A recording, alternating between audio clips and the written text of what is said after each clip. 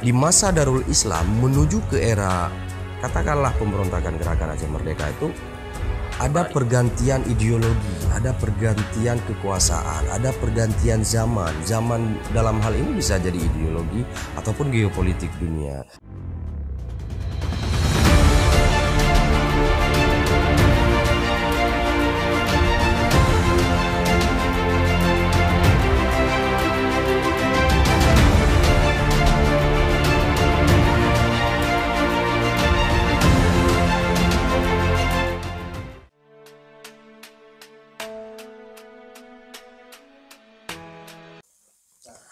Assalamualaikum warahmatullahi wabarakatuh. Sebelumnya kita sudah membahas tentang pengantar dari Ibnu Khaldun, khususnya kitab Muqaddimah. Pada malam sebelumnya sudah kita bedah mulai dari biografi Ibnu Khaldun, kemudian terkait dengan Swabiyah yang ditulis oleh Ibnu Khaldun, kemudian hubungan antara masyarakat dan negara, sampai kepada pemikiran-pemikiran pendidikan Ibnu Khaldun. Dan terakhir pertemuan kita terkait mazhab-mazhab atau aliran-aliran dalam penulisan sejarah. Bahkan juga masuk ke dalam keutamaan ilmu sejarah, kemudian berbagai macam jenis mazhab dan kekeliruan para sejarawan, khususnya sejarawan-sejarawan Arab yang menulis tentang sejarah-sejarah bangsa Arab khususnya, dan mendapat kritik daripada Ibnu Khaldun itu sendiri dalam bukunya Muqaddimah. Jadi sebelumnya juga kita sudah membahas Muqaddimah ini adalah kitab pembuka daripada kitab intinya, yaitu Al-Ibar. Nah, malam ini kita akan membahas terkait dengan kaedah-kaedah ilmu sejarah yang sudah dituliskan oleh Ibnu Khaldun di dalam kitab Muqaddimahnya.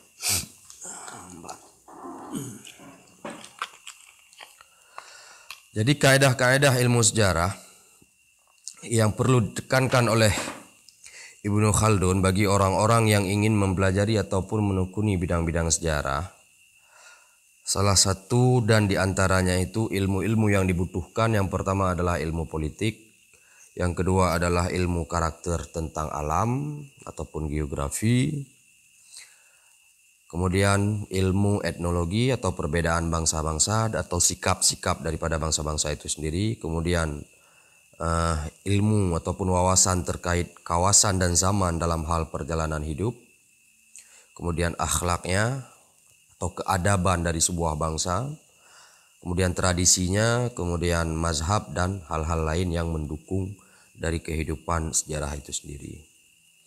Nah, di samping itu juga menurut Ibnu Khaldun, bagi seorang yang ingin menekuni bidang sejarah juga, dia harus bisa menguasai masa sekarang, kondisi hari ini maksudnya, untuk dia agar mampu membandingkannya dengan kondisi di masa lalu. Jadi kondisi hari ini itu harus menjadi salah satu daripada syarat agar dia bisa mengetahui masa lalu. Dia harus mampu melihat, menguasai peta-peta politik, kemudian kondisi bangsa-bangsa khususnya yang memiliki relasi dengan bangsa yang ingin dia teliti ataupun sejarah dengan yang ingin dia teliti tersebut. Jadi dia harus mampu menguasai kondisi sekarang.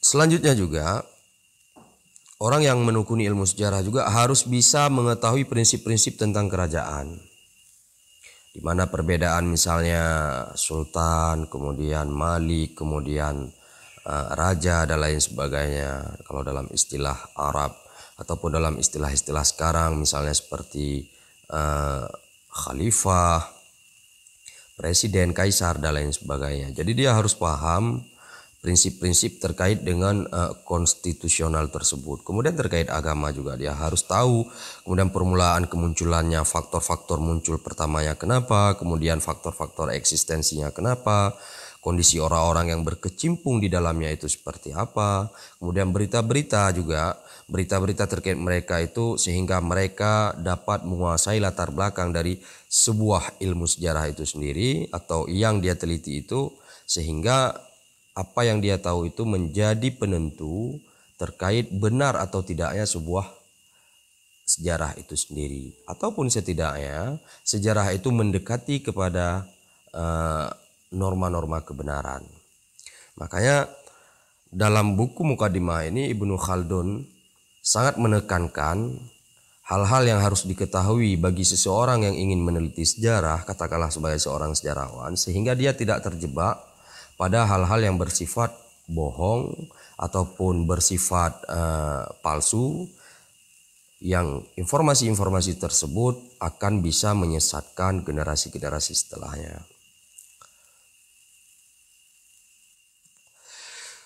Nah, setelah itu, jika misalnya berita-berita yang sampai kepada sebuah bangsa, kemudian dia teliti, kemudian dia nukil dengan kaedah-kaedah dan prinsip-prinsip yang sudah dimiliki oleh seseorang tersebut atau seorang sejarawan tersebut, seperti yang sudah dikatakan sebelumnya. Nah, jika berita tersebut sesuai dengannya dan berjalan sesuai dengan hukum-hukumnya, maka berita tersebut adalah benar. Itu dihukum memang seperti itu secara teori dari Ibnu Khaldun itu sendiri. Nah, jika tidak demikian, maka ia sudah mendustai dan meninggalkan kaedah sejarah yang benar itu sendiri.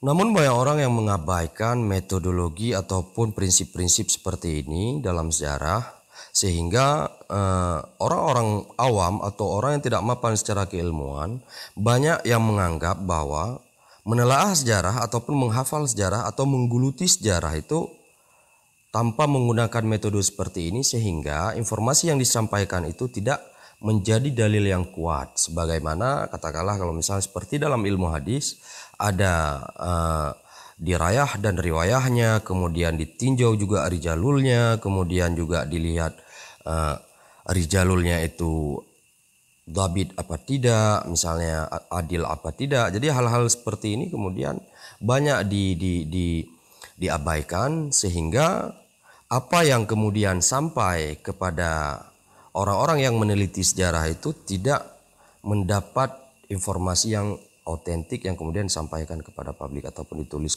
dalam buku-buku mereka. Nah, di antara kekeliruan yang samar, jadi kekeliruan yang samar maksud Ibnu Khaldun itu adalah kekeliruan yang sedikit orang tahu, yang tersembunyi daripada kaedah sejarah itu sendiri, khususnya dalam bidang sejarah ini adalah lalainya si sejarawan itu dari pergantian situasi dan kondisi yang dialami oleh bangsa-bangsa atau generasi-generasi yang beriringan dengan pergantian zaman dan waktu itu sendiri. Jadi banyak sejarawan ataupun peneliti apapun yang lalai dalam menempatkan, dalam melihat bagaimana terjadinya pergantian waktu dari masa itu. Ya, katakanlah contoh yang seperti saya sebutkan dalam bedah Mukadimah sebelumnya itu, misalnya seperti kasus sejarah Darul Islam misalnya. Kenapa Darul Islam kemudian dianggap gagal oleh generasi sekarang sehingga terjustifikasi bahwa Darul Islam begini, Darul Islam begitu? Itu karena memang banyak penulis yang tidak paham, maksudnya penulis hari ini yang tidak paham bahwa di masa Darul Islam menuju ke era katakanlah pemberontakan gerakan Aceh Merdeka itu ada pergantian ideologi, ada pergantian kekuasaan, ada pergantian zaman. Zaman dalam hal ini bisa jadi ideologi ataupun geopolitik dunia, di mana pan-islamisme menjelang kejatuhan pan-islamisme, di saat yang sama juga sistem liberalisme, demokrasi dan nasionalisme muncul ke permukaan dan menjadi dominan di dalam geopolitik dunia, sehingga Tengku Hasandi Tiro katakanlah sebagai deklarator GAM itu mengformat ulang ideologinya itu untuk mengikuti geopolitik dunia saat itu. Nah, hal ini ketika diambil kesimpulan oleh banyak penulis mencoba membandingkannya, padahal ada hal yang tersembunyi, yaitu kontestasi geopolitik dunia itu yang tidak diketahui oleh si penulis atau sejarawan itu sendiri. Makanya kenapa Tengku Hasandi Tiro mengganti platform ini misalnya. Atau bahkan ada juga yang penulis menjustifikasi, mengklaim bahwa Tengku Hasandi Tiro misalnya tidak tidak lagi menggunakan Islam atau platform keislaman di dalam pergerakannya. Padahal sebenarnya bukan informasi seperti itu. Karena adanya pergantian geopolitik ataupun ideologi dunia itu yang menyebabkan beliau menggantikan itu, dan ini luput dari si penulis ataupun sejarawan itu sendiri, sehingga menyebabkan banyak informasi yang tersampaikan kepada generasi sekarang itu sangat sulit dibuktikan kebenarannya. Makanya Ibnu Khaldun dalam mukadimahnya ini menyebutkan bahwa ilmu politik, perbedaan bangsa-bangsa, kawasan dan zaman itu termasuk perjalanan hidup, profilnya itu harus menjadi salah satu ilmu yang wajib dikuasai oleh seseorang yang berminat menjadi seorang sejarawan. Saya pikir demikian. Makanya dalam buku beliau ini Ibnu Khaldun menuliskan tentang kaedah-kaedah sejarah sehingga bisa dipahami oleh banyak orang.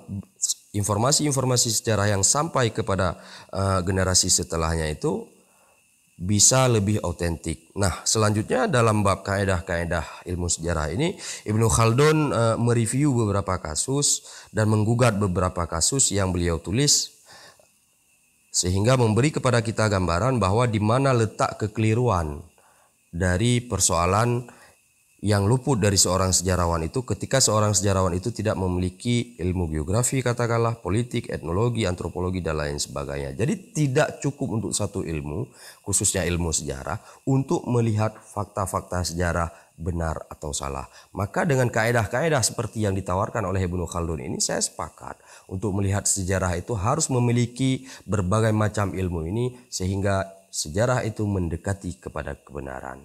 Saya pikir untuk malam ini sekian dari saya. Insyaallah nanti akan kita lanjut lagi dalam bab selanjutnya terkait peradaban umat manusia. Assalamualaikum warahmatullahi wabarakatuh.